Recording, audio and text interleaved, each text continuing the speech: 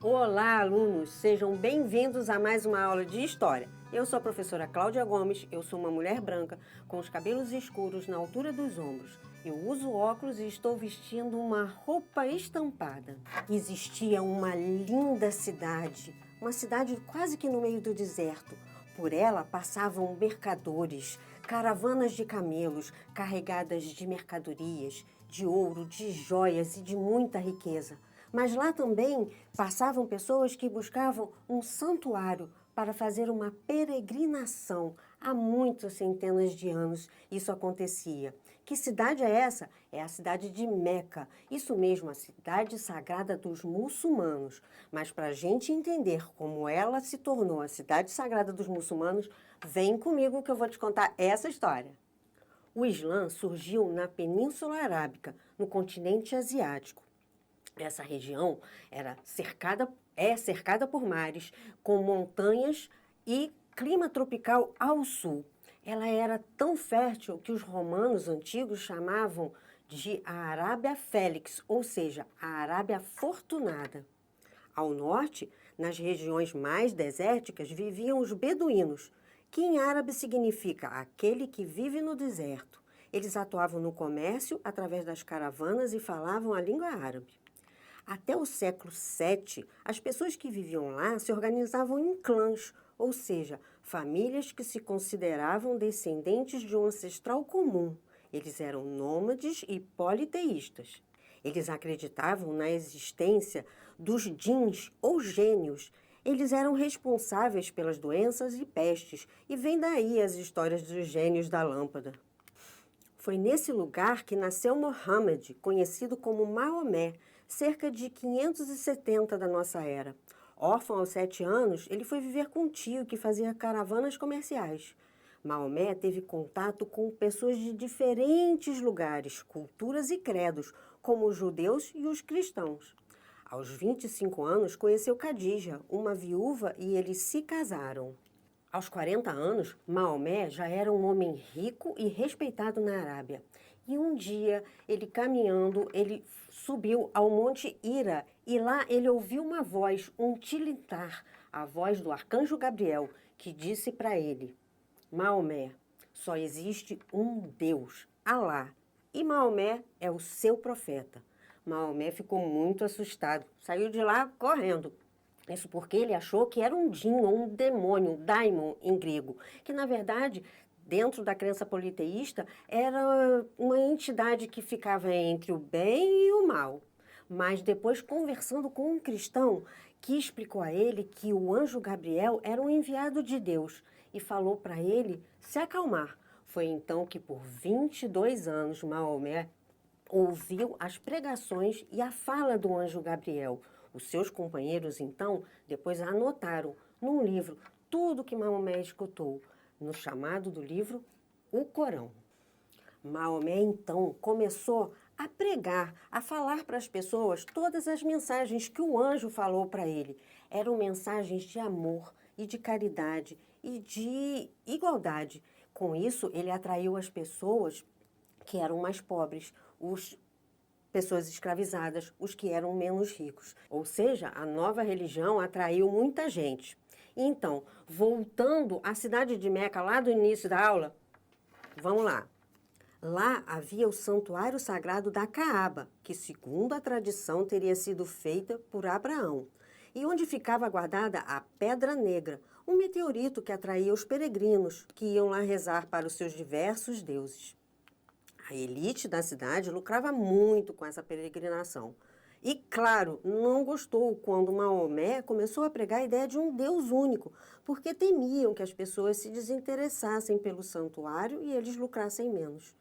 Foi então que houve uma guerra, mas Maomé venceu os comerciantes, os coraixitas, e destruiu todos os outros deuses e transformou a Caaba em um lugar de adoração somente a Alá. E foi assim que a cidade de Meca passou a ser sagrada para os muçulmanos. Mas um novo problema surgiu quando o profeta morreu. Isso porque ele não deixou escrito nem falou como seria a sucessão dentro da religião. Foi então que brigas entre os clãs e entre os seus amigos começaram a botar em crise essa nova religião. Mas eles se organizaram, entraram em acordo e decidiram expandir a fé islâmica para outras regiões. Ou seja, eles pararam de brigar entre si e começaram a brigar com os outros. E o Islã também teve outro ponto importante de expansão, que foi o comércio. Como eu disse no início, a Arábia era feita de grandes comerciantes e isso ajudou o Islã a se expandir. Em 100 anos, a contar da morte de Maomé, eles formaram um imenso império que ia das fronteiras da China, a leste, até o extremo oeste da Europa. Mas a conquista islâmica não aconteceu somente pela força. Em muitas áreas dominadas por outros impérios, como o Pérsia e o Bizantino, a população se submeteu ao Islã, dizendo que a justiça deles era melhor do que a tirania anterior.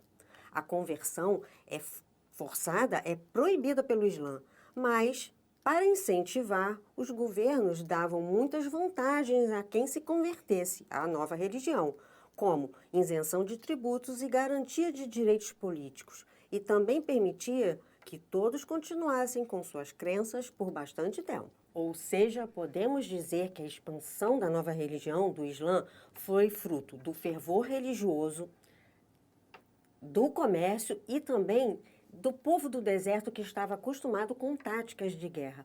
Mas quais são, afinal, os princípios do Islã? Eles são muito parecidos com o que a gente conhece do cristianismo. Primeiro, ele acredita em um único Deus. E acreditam também em Abraão, Jesus e Moisés. Mas os islâmicos acreditam que a mensagem de Deus foi deturpada e somente o Corão traz a última revelação e a verdadeira mensagem do Deus. Eles têm 5 princípios básicos que todo muçulmano deve fazer, que são: declarar fé, que significa dizer que só existe um Deus e ele é Alá. Todo muçulmano deve orar 5 vezes ao dia. Durante todo o mês do Ramadã, que é o 9º mês do calendário islâmico, ou seja, o islamita não deve comer ou beber durante o dia. Quem não pode jejuar deve alimentar uma pessoa pobre. Também é um princípio islâmico o ato de dar esmola de forma espontânea e peregrinar a Meca pelo menos uma vez na vida, caso possua recursos financeiros para isso. Segundo o historiador líbano-britânico Albert Habib, durante o mês do Ramadã, que é o mês onde o Corão foi escrito, todo muçulmano deve se abster de comer, de namorar, de beber do amanhecer até o anoitecer, menos aqueles que estão debilitados por doença ou que têm alguma debilidade ou ainda que estão em guerra. Ou seja, o jejum é um ato de arrependimento aos pecados e um louvor a Deus, assim como os cristãos também fazem. Ou seja, o islamismo é muito parecido com o cristianismo nesses aspectos da caridade e da temência a Deus. Então, hoje em dia, quando grupos extremistas pregam o terror, significa que estão fazendo uma leitura errada do Corão, pois no livro sagrado dos islâmicos, a jihad, guerra santa, não é uma guerra com quem não é islâmico, mas sim a luta no caminho de Deus, luta para ser fiel ao Islã e a Alá, em língua árabe. Inclusive, o Corão proíbe a intolerância e a conversão forçada de fiéis. Mas enquanto o norte da Europa vivia o feudalismo, que era uma sociedade que vivia praticamente isolada em reinos cristãos, com uma economia basicamente de subsistência, o Islã florescia. Como eu disse, após a morte do profeta, os califas decidiram expandir a fé por vários continentes. E foi a partir do califado de Omida, instalado em Bagdá, que em 100 anos os islâmicos conquistaram boa parte do mundo conhecido. Com a conquista do norte da África, da Espanha e da Sicília e metade sul do Mediterrâneo, tornou-se então o Lago Muçulmano. Várias cidades sob domínio islâmico, como Alexandria, renasceram para o comércio, assim como os comerciantes árabes muçulmanos negociavam também com o Oriente, África e Europa, tudo pelo Mediterrâneo, levando e trazendo mercadorias. E já naquela época, os mercadores usavam notas de crédito e cheque para comprarem à vista ou à prestação. Foi muita inovação.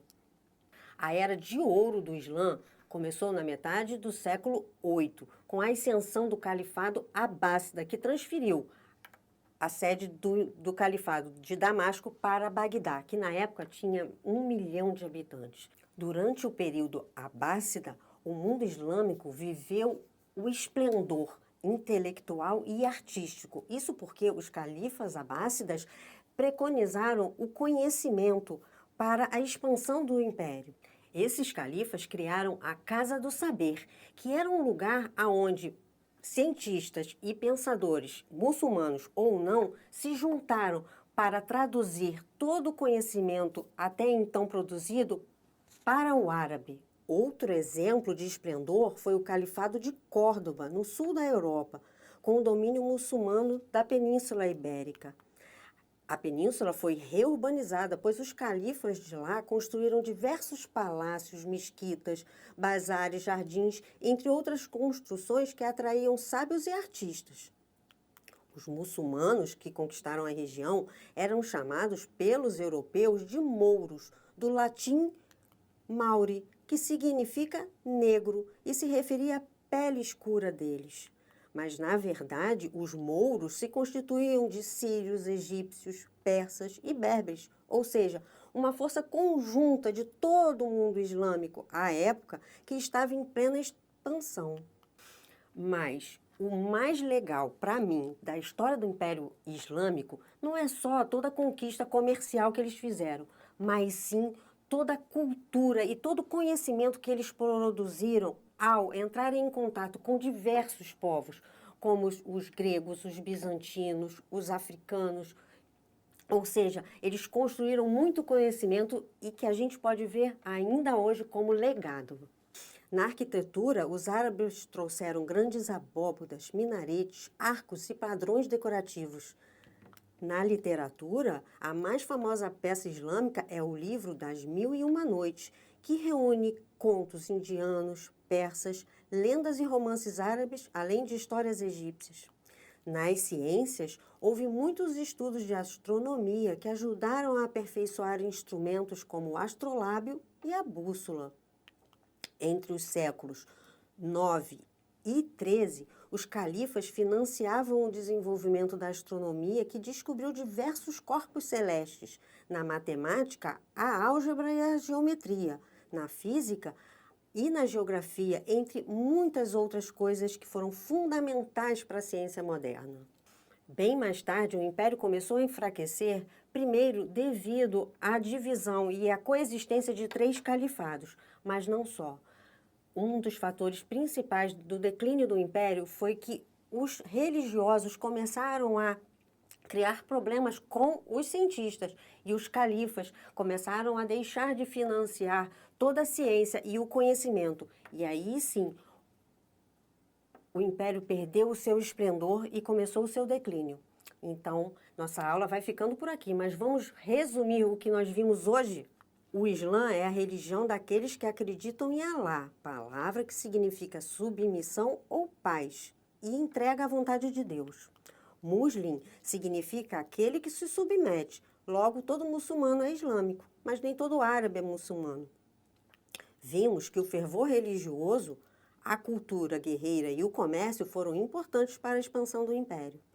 Vimos também que o Império Islâmico se estendeu da Península Arábica, pelo Império Persa, pelo norte da África e a Europa. E vimos o quanto a cultura e a ciência muçulmana contribuíram para a nossa sociedade atual. Olha essa frase. A inteligência abstrata dos homens do deserto encontra sua expressão nas linhas geométricas do arabesco. Essa frase expressa muito bem a forte ligação da arte com a religião islâmica.